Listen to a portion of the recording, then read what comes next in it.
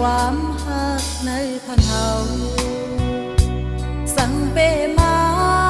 ลาดหวานที่ความหักสู้คนเนื้อวันนาปอลุกตื่นเต็มตั้งโตตกใจตื่นมาคือทางปีนี้หิมใจ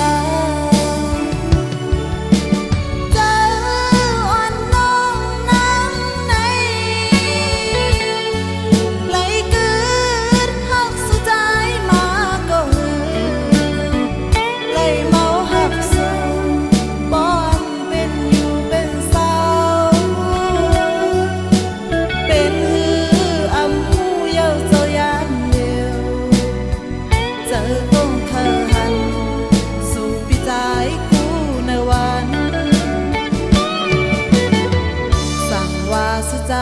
อ่านหักหยอกเล่นอำเข้าหั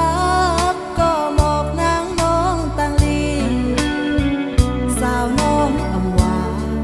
บ่หักอังอันเอา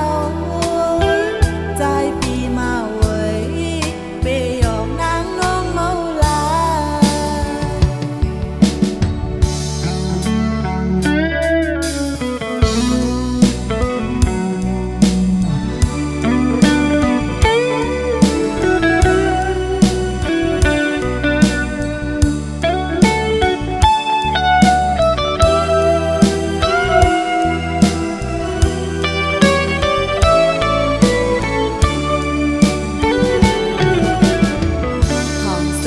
ความหักในพันเฮา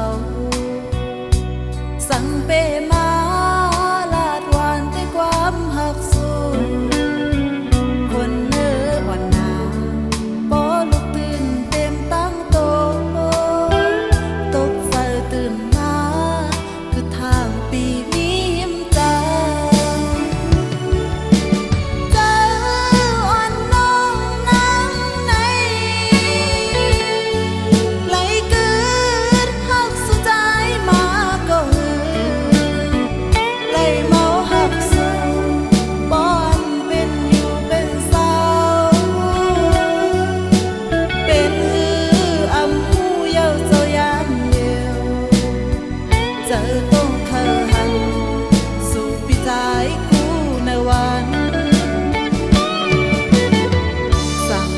สุดใจ